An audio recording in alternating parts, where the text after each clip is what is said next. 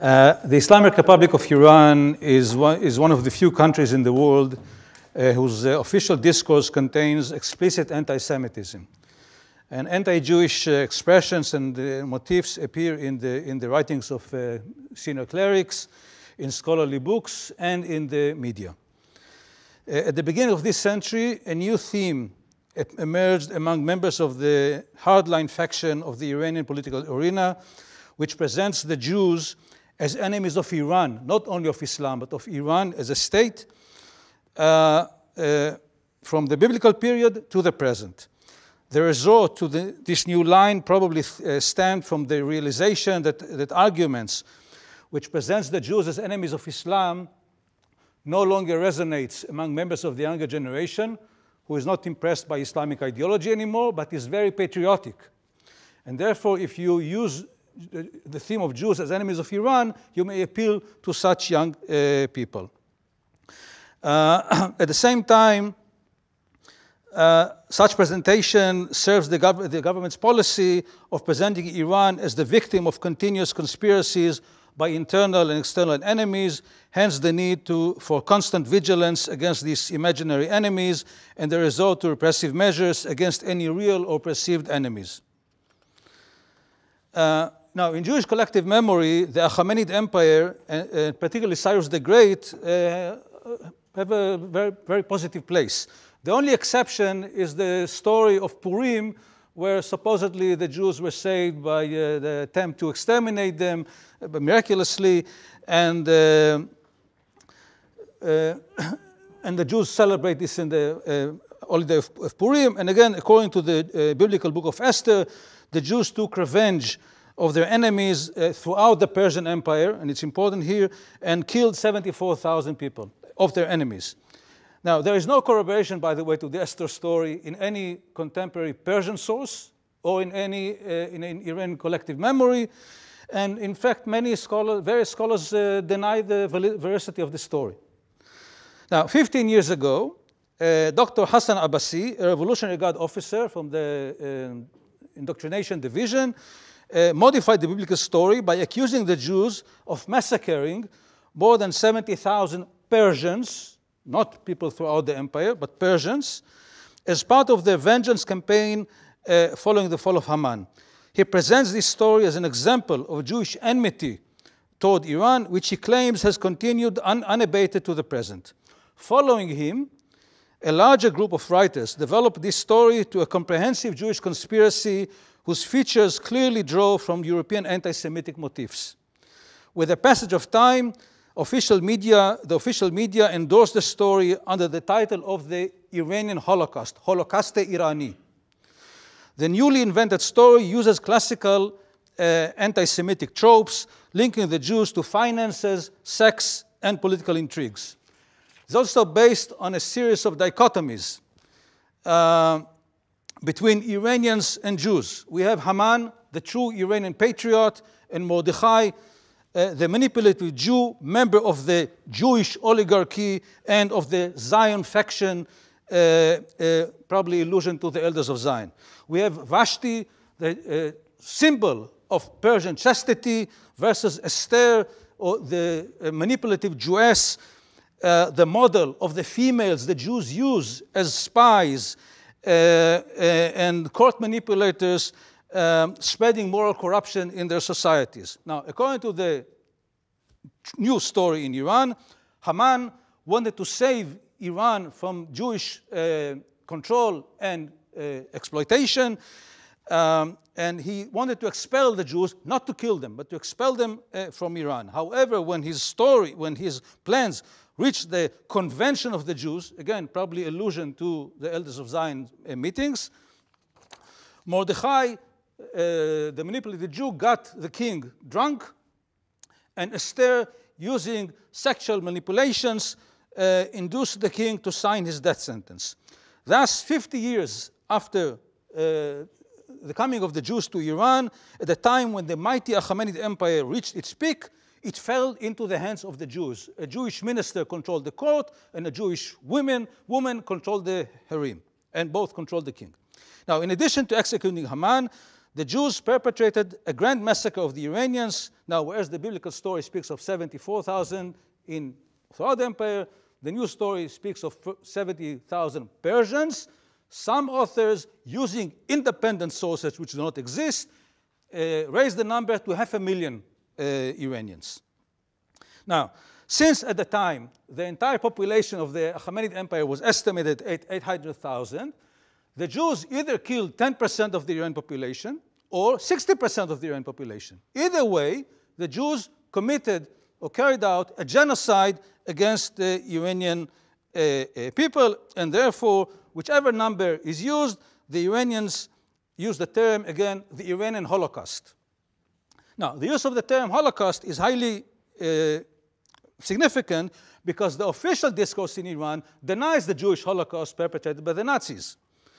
Still, the resort to the term Holocaust either reflects recognition of the Holocaust as the measure of ultimate harm or evil history, and also various members, Iranian writers, complain that while the Jews insist on talking about their false Holocaust, they want the world to think that the actual massacre that they committed against the Iranians did not exist.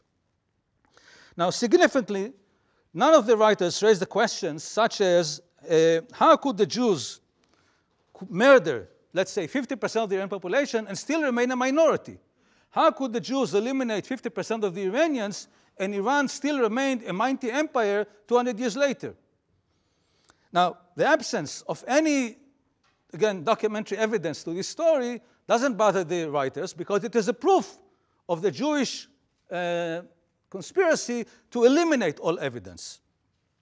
Now, the Jewish crime is augmented by the Jewish celebration in gratitude of this Holocaust. And the peak of these celebrations take place in occupied Palestine, where they reach the level of insanity in wine drinking and drunkenness.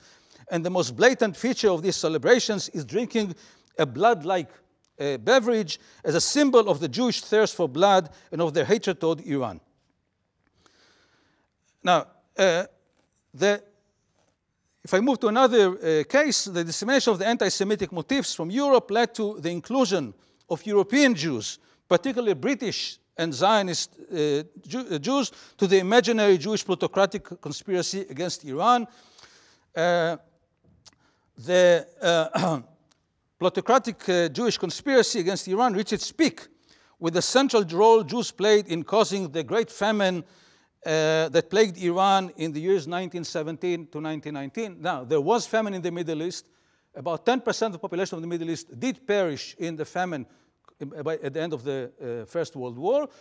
There is a story invented in Iran, which I won't go into details, that claims that 2 million out of 9 million Iranians perished in this famine. There is no proof whatsoever for this story. And it's based on a mistake, but I won't go into it. Now, the Islamic Republic of Iran endorsed the story of the 2 million Iranian dead, again, because it claimed it serves the policy to present Iran as a victim of Western conspiracy. Again, several Iranian writers, including university professors and mid-ranking clerics, took it one step further, and by positioning the Jews as the key players in the British policy that caused this famine. Especially, of course, Rothschild family. Also, Jews played a key role in the court of King Edward VII at the time when the Iranian-British oil, truly, by the way, unfair oil concession was signed. Hence, the Jews are responsible for the oil, for the exploitative oil concession forced on Iran. Now, according to this narrative, the course of the First World War was heavily influenced by, again, Jewish capitalists and warlords and their influence over the British and American governments.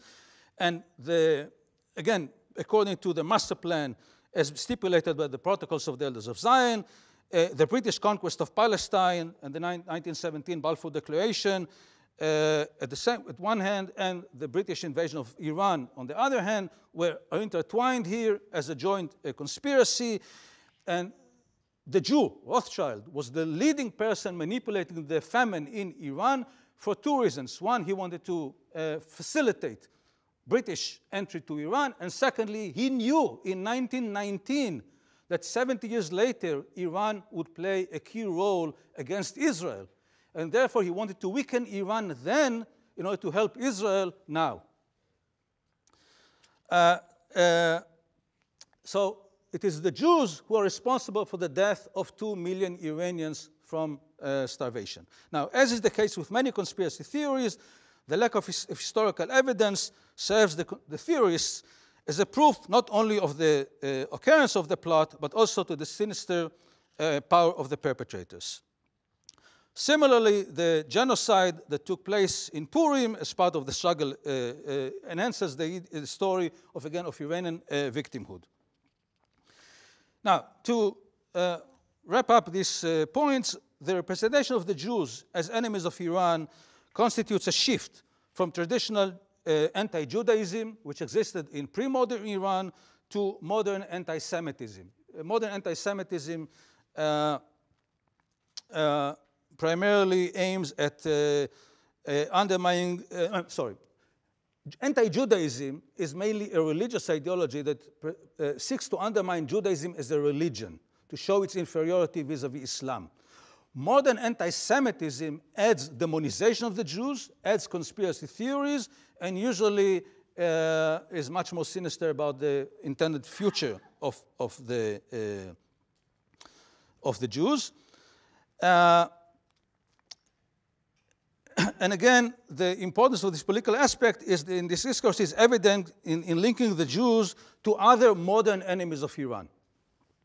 Now, the traditional anti-Jewish discourse was primarily Shia-Islamic and was directed against the small, defenseless Jewish community with the aim of converting them to Islam.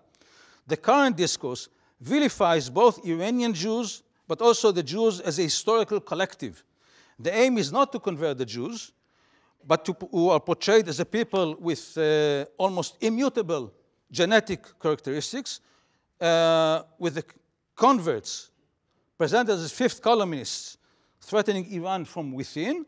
The apparent goal of the present anti-Semitic discourse is to unite the Iranian people behind the regime against its past and present enemies. Formerly, the anti-Jewish discourse reflected the clerics' sense of power, but the present discourse portrays the Shias in general, and the Iranians in particular, as victims of Jewish and foreign conspiracies throughout history. An important modern feature of the new discourse is the endorsement of anti-Semitic theories originating from Europe and applying them to Iran, most prominently the prevalent use of the terms Holocaust and the charge against the Jews of perpetrating it on the Iranian twice. The appropriation of the term shows how the Holocaust has become the universal criteria for suffering, including by those who deny its existence. Like many anti-Semitic theories, the Iranian one contains basic fallacies and contradictions. Like Western anti-Semites, the Iranian writers on the Jewish conspiracies do not bother to explain internal contradictions in their stories, as anti-Semitic allegations aim at achieving political goals. The historical truth is irrelevant to its promoters and often to the target audience, if they share the same view. Now, unlike the Arab nationalist and Sunni Islamist discourse, the Iranian discourse refers to the Jews as a people, kaum, not as a religion, with almost completely unchanging attributes from the times of antiquity to the present. Conceivably, the use of this term, people, reflects the impact of European anti-Semitism, which contains racist motifs, as the negative Jewish traits persist even among Jewish converts to Islam. And by the way, if you don't know, Ahmadinejad was Jewish, and so are many other senior clerics, by anyone who doesn't like them. The presentation of the Jews as a distinct people, and even more so as enemies of Iran across generations, defines them as the alien outsiders who have no place in Iran. Finally, a close look at the evolution of the new anti-Jewish discourse shows how radical ideas gradually move from the margins to the center. Abbasi was one writer. His ideas were gradually adopted by other writers, and also, most important, by news agencies affiliated with major Iranian institutions, such as the Revolutionary Guards. So we see how the ideas move from the margins to the center. At the same time, the resort to this discourse on the Jews as enemies of Iran at the present is only, the resort is only by members of the hardline camp in Iran, and this may point, hopefully, to its limited reception by larger audiences, presumably because it is seen as part of the broader political, ideological struggle inside Iran between hardliners and more reform-minded Iranians. And again, the hardliner camp is today the dominant camp in Iran, but it is not the popular camp in Iran. And one can only hope, therefore, that this new approach will not become part of the mainstream of the public. Thank you very much.